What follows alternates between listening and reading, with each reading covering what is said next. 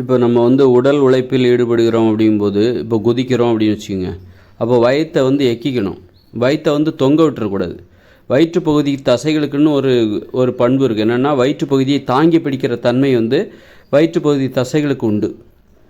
அதை வந்து நம்ம அந்த தசைகளுக்கு அந்த தன்மை இல்லாத வயிற்று பகுதியை தாங்கி பிடிப்பதில் நம்பிக்கை இழக்கும்போது தான் வயிறு தொப்பெல்லாம் விழுந்துருது. நம்ம நிறைய சாப்பிட்றோம், அப்போ வந்து தாங்கி பிடிக்க முடியலை. நிறைய சாப்பிட்றோம், உடல் பருமனை ஏற்படுத்துகிற உணவுகளை சாப்பிட்றோம். அப்படிங்கும்போது உடம்பு தசையெல்லாம் பெருகிட்டே போதா, அது என்ன ஆகுது அப்படின்னா, அடி வயிற்றுக்கு அதுக்குன்னு ஒரு வேலை இருக்குது. அதோட வேலை என்னென்னா, அடி வயிற்று தசையை இறுக்கி பிடிக்கணும், தாங்கி பிடிக்கணும். அதோட வேலை அதுதான். நிறைய பேர் பாருங்கள், நல்ல சிக்ஸ் பேக்லாம் வச்சுருப்பாங்க, உறுதியாக வச்சுருப்பாங்க. அவங்க எவ்வளோ தான் சாப்பிட்டாலும் வயிறு பெருசாகாது.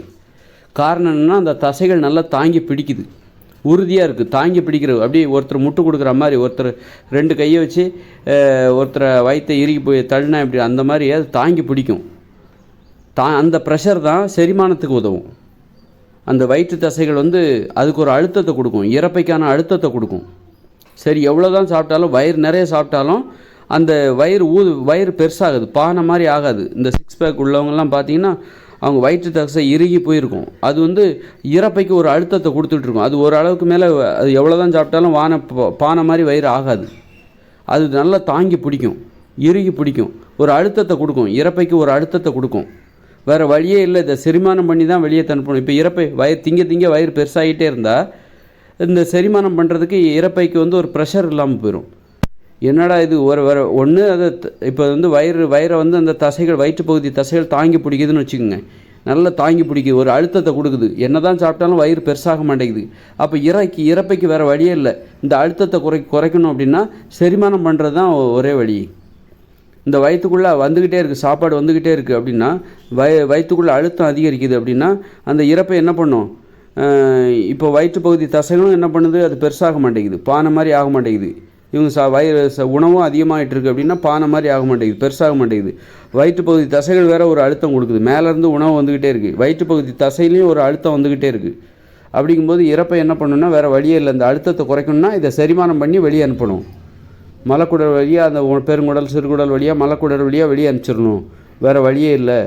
இப்போ எவ்வளோ தான் சாப்பிட வயிறு பெருசாகிட்டே இருக்குதுன்னு வச்சுக்கோங்களேன். சரி, இருந்துட்டு போட்டோம், எதுக்கு இப்போ செரிமானம் பண்ணி இதை எதுக்கு அனுப்பணும்? வயிற்றுப்பகுதி தசைகள் தான் அது ஃப்ரீ பண்ணி விட்டுக்கிட்டே இருக்க, வயிறு தான் பானை மாதிரி ஆகிட்டே இருக்க, இருந்துட்டு போட்டோம். இங்கே இருந்து பெரிய வீடாக இருக்குல்ல, வயிறு வந்து ஒரு பெரிய வயிறாக இருக்கிறது. அதனால் இருப்பதற்கு நிறைய இடம் இருக்குது, உணவு தங்குவதற்கு நிறைய இடம் இருக்குது. அதை இப்போ வெளியே அனுப்பியே ஆகணும் அப்படிங்கிற கட்டாயம் இல்லை. மலக்குடல் வழியாக, பெருங்குடல் வழியாக, சிறுகுடல் வழியாக அப்படி மலக்குடலுக்கு கொண்டு போகிறதுக்கு கட்டாயம் இல்லை. ஏன்னா அது வந்து வயிற்றுப்பகுதி பெருசாக இருக்குது, இறப்பை பெருசாக இருக்குது. இங்கே நிறைய உணவுகள், முந்தா நாள் உணவுகள்லாம் தங்குறதுக்கு அந்த அளவுக்கு பெரிய இடம் இருக்குது. வயிற்றுப்பகுதியில் பானை மாதிரி வயிறு இருக்குது அப்படிங்கும்போது வயிற்று பகுதியில் நிறைய இடம் இருக்குதுப்பா. 3 நாள் உணவெல்லாம் உள்ளே இருக்குது.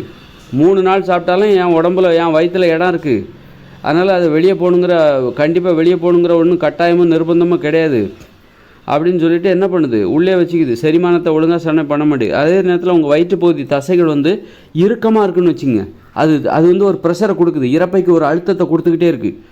ஆகா, எவ்வளோ சாப்பிட்டாலும் இது வந்து இந்த இறப்பை பெருசாக மாட்டேங்குது, வயிற்றுப்பகுதி தசைகள் அதை தாங்கி பிடிக்குது, அழுத்தத்தை கொடுக்குது. இது மேலே சாப்பிட்டுக்கிட்டே இருக்காப்புல, உணவு வந்துக்கிட்டே இருக்குது. அதெல்லாம் என்ன பண்ணணும்? வேறு வழியே இல்லை, இதை வெளியே அனுப்பணும். இந்த மலக்குடல் வழியாக, சிறுகுடல், பெருங்குடல் வழியாக இதை வெளியே அனுப்பி தான் ஆகணும். ஏன்னா ப்ரெஷர் அதிகமாகுது. அதனால் செரிமானம் பண்ணி அதை வெளியே அனுப்புறத தவிர வேறு வழியே இல்லை அப்படின்னு சொல்லிட்டு, இந்த வயிற்றுப்பகுதி தசைகள் இறுக்கமாக இருந்ததுனாக்கா, வயிறு ஒட்டி போயிருந்ததுனாக்கா, இறுக்கமாக இருந்தால், உறுதியாக இருந்ததுனாக்கா, ஆண்களுக்கும் பெண்களுக்கும் 2 பேத்துக்கும் தான். அது இறுக்கமாக இருந்ததுன்னா இந்த செரிமானம் வேகமாக நடக்கும். செரிமானத்தை துரிதப்படுத்துவதற்கான ஒரு அழுத்தம் வயிற்றுப்பகுதியில் கிடைக்கும். அந்த வயிற்றுப்பகுதி உறுதியாக இருந்ததுன்னா செரிமானம் செய்வதற்கான அழுத்தம், ஒரு நிர்பந்தம், கட்டாயம். அதை வெளியே அனுப்பி ஆகணும். இடம் இங்கே இல்லை, இடம் பத்தலை, வயிறு சின்னதாக இருக்குது. அதனால் மேலே சாப்பிட்டு வேலைக்கு சாப்பிட்டே இருக்காப்புல, அடிக்கடி சாப்பிட்டே இருக்காப்புல. அதனால் இதை வந்து இந்த உணவை வந்து வெளியே அனுப்பி ஆகணும். இங்கே அழுத்தம் அதிகரிக்குது, வயிறும் பெருசாக மாட்டேங்குது. வயிறு பெருசாக இருந்துச்சுன்னா 2 நாளை உணவு கூட உள்ளே வச்சுருக்கலாம். வயிறு பானை மாதிரி பெருசாக இருக்குன்னு வச்சுங்க, 2-3 நாள் உணவு கூட உள்ளே இருக்கலாம். அந்த இறப்பைக்கு எந்த கட்டாயமும் இல்லை, எந்த நிர்பந்தமும் இல்லை, எந்த அழுத்தமும் இல்லை. அதனால் 3 நாள் 4 நாள் உணவு கூட உள்ளே இருக்கலாங்க, ஒன்றும் பிரச்சனை இல்லை அப்படின்னு சொல்லிட்டு அது உள்ளே இருக்கும். அதனால் வயிற்று பகுதியை நீங்கள் செரிமானத்தை அதிகப்படுத்தணுமா, நல்ல செரிமானம் ஆகணுமா, வயிற்று பகுதி தசைகளை இருக்குங்க, அதை அழுத்தம் கொடுங்க.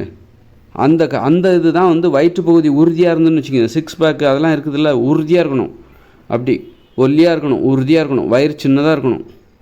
அப்படி இருந்துச்சுன்னா வேறு வழியே இல்லை. இறப்பைக்கு வருகிற உணவுகளை வெளியேற்றி தான் ஆகணும். அந்த பெருகுடல் சிறுகுடல் வழியாக மலக்குடல் வழியாக வெளியே தள்ளிடுங்க. வேறு வழியே இல்லைப்பா, இங்கே இடமே இல்லை, சின்னதாக இடம் இருக்குது, இவர் வேலை வேலைக்கு சாப்பிட்டுக்கிட்டு இருக்காரு, இந்த அழுத்தம் என்னால் தாங்க முடியல அப்படின்னு சொல்லிட்டு வேறு வழி இல்லை, செரிமானம் பண்ணி வெளியே அனுப்பிச்சிரு அப்படின்னு அனுப்பி தான் ஆகணும். இல்லை வயிறு பெருசாக இருக்குன்னா, அப்பாடா எவ்வளோ பெரிய வீடுயா இது, 3 நாள் 4 நாள் சாப்பிட்ட உணவெல்லாம் கூட இங்கே தங்கலாம் ஐயா, நீ தாராளமாக சாப்பிடு, எவ்வளோ உணவாக இது வேறு விருந்து கொடுக்குது, இந்த வயிறு வேறு பார்த்திங்கன்னா நல்லா விருந்து கொடுக்குது, எவ்வளோ தான் சாப்பிட்டாலும் பெருசாகிட்டே இருக்குது.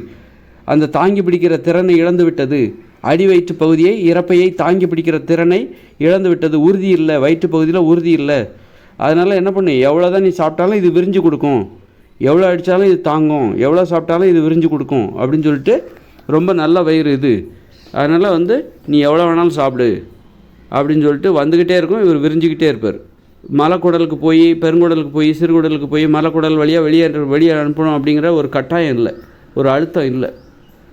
அதனால் அடி வயிற்று பகுதியை இருக்குங்க. செரிமானத்தை அதிகப்படுத்தணுமா, அடி வயிற்று பகுதியை இருக்கிறுங்க, உறுதிப்படுத்திடுங்க, செரிமானம் நல்லா ஆகும். இப்போ ஒருத்தர் 6 பேக் இருக்குதுன்னா அவருக்கு என்ன மலச்சிக்கலாக இருக்க போகுது? ஒருத்தருக்கு 6 பேக்குங்க, உடம்பே உறுதியாக இருக்குது, கட்டு மஸ்தமாக இருக்கார், ஒல்லியாக இருக்கார், உடம்பு உருகி எல்லாம் உருக்கு மாதிரி வச்சுருக்கார் அப்படின்னா, அடி வயிறு சின்னதாகவே இருக்குது, அவர் வயிறும் சின்னதாகவே இருக்குது அப்படின்னா அவருக்கு என்ன மலச்சிக்கலாக இருக்க போகுது? யாருக்கு இருக்கோ மலச்சிக்கல்? வயிற்று பகுதியில் உறுதி இல்லாதவர்கள், குண்டாக இருக்கிறவங்க, தொப்பை இருக்கிறவங்க, பானை மாதிரி வயிறை வச்சுருக்கவங்க, அவங்களுக்கு தான் இந்த மலச்சிக்கல் இருக்கும், செரிமான சிக்கல் இருக்கும். அதே நல்ல ஒல்லியாக வயிறு உறுதியாக இருக்குது, வயிற்று பகுதி இருக்குது, அப்படி ஊருக்கு மாதிரி அப்படி படிக்கட்டு வச்சுருக்கார் வயிற்றில், அவருக்கு போய் மலச்சிக்கல் இருக்குமா? செரிமானம் சூப்பராக நடக்கும், அதை பார்த்தாலே தெரியும். காரணம் அங்கே ஒரு ப்ரெஷர் இருக்குது.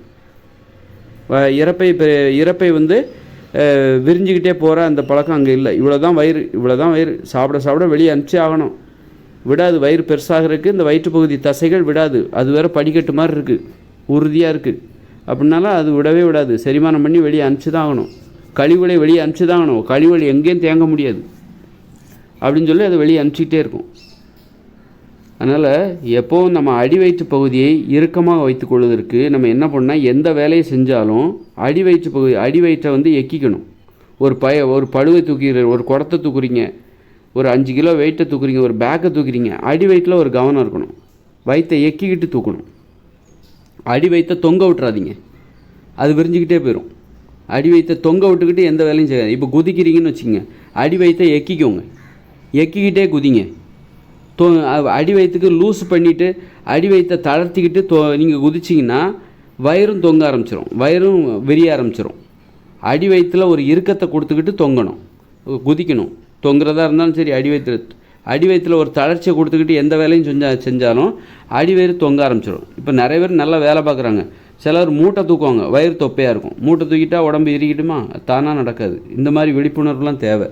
மூட்டை தூக்குனாலும் நிறைய பேருக்கு தொப்பையோடு இருக்காங்க, கடினமாக வேலை பார்ப்பாங்க, கட்டிட வேலையெல்லாம் பார்ப்பாங்க, உடல் உழைப்பில் ஈடுபடுவார்கள், ஆனால் வயிறு தொப்பையாக இருக்கும்.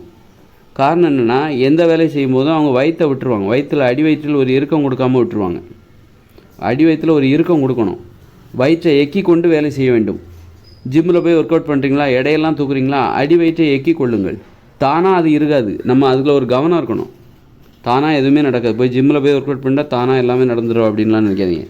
எந்த வீட்டில் ஒரு வேலை பார்க்குறீங்க அப்படின்னா, ஒரு வாளியை தூக்குறீங்க, ஒரு குடத்தில் நிறைய தண்ணி கேனை தூக்குறீங்க, அப்போ அடி வயிற்றில் ஒரு எக்கி கொள்ளணும். அடி வயிற்றை ஃப்ரீயாக விட்டுட்டு பழு தூக்காதீங்க, வயிறு விரிஞ்சிரும், வயிறு தொங்க ஆரம்பிச்சிரும், உடம்பே தொங்க ஆரம்பிச்சிரும். அதனால் அடி வயிற்றை இறுக்கிக்கிட்டு ஒரு வேலையை செய்யணும். எப்போவுமே அடி வயிற்றை எக்கி கொண்டு ஒரு வேலையை செய்ய வேண்டும். ஒரு வேலை செய்யும்போது அடி வயிற்றை எக்கி கொள்ள வேண்டும். குனியிறீங்க, நிமிர்றீங்க, அப்போ அடி வயிற்றை எக்கிக்கோங்க. குனியும் போது நீங்கள் எந்த இடையுமே தூக்கல, ஆனால் குனியிறீங்க, நிமிர்றீங்க. குனியும் போது அடி வயிற்றை விட்டுறாதீங்க, ஃப்ரீயாக விட்டுறாதீங்க, அது தொங்க ஆரம்பிச்சிடும். குனியும் போது நிமிரும் போது அது மாதிரி அந்த அளவுக்கு அடி வயிற்றை எக்குவது, அதன் மூலம் அடி வயிற்றை இருக்க வேண்டும். நல்ல செரிமானம் ஆகணுமா, அடி வயிற்றுக்கு மட்டும் நல்லா பயிற்சி கொடுங்க. எல்லாத்துக்கும் நம்மள நல்லா பயிற்சி கொடுக்கணும். இடுப்பு கொடுக்கணும், முட்டிக்கு கொடுக்கணும், கால் மூட்டு கொடுக்கணும், கழுத்துக்கு கொடுக்கணும், இப்படி நிறைய பயிற்சிகளை நம்ம கொடுக்கணும். அதில் வந்து அடி வயிற்றுக்கு கொடுக்கக்கூடிய பயிற்சி ரொம்ப முக்கியம். அது இருக்குவதற்கான ஒரு பயிற்சி ரொம்ப முக்கியம். அடி வயிற்று தசைகளுக்கு ஒரு வலியை கொடுங்க. அந்த அளவுக்கு நீங்கள் கொடுக்குற பயிற்சி ஒரு வலியாக இருக்கணும். அடி வயிறுலாம் வலிக்குதுங்க, நான் அன்றைக்கி பண்ண ஒர்க் அவுட்டில் அடி வயிறுலாம் வலிக்குது அப்படின்னா அப்படியே அந்த பயிற்சியை தொடர்ந்து செய்யுங்க. அடி வயிறு வலிக்கிற மாதிரியான பயிற்சிகளை செய்யணும். அப்போ தான் வந்து அடி வயிறு வந்து உறுதியாகும்.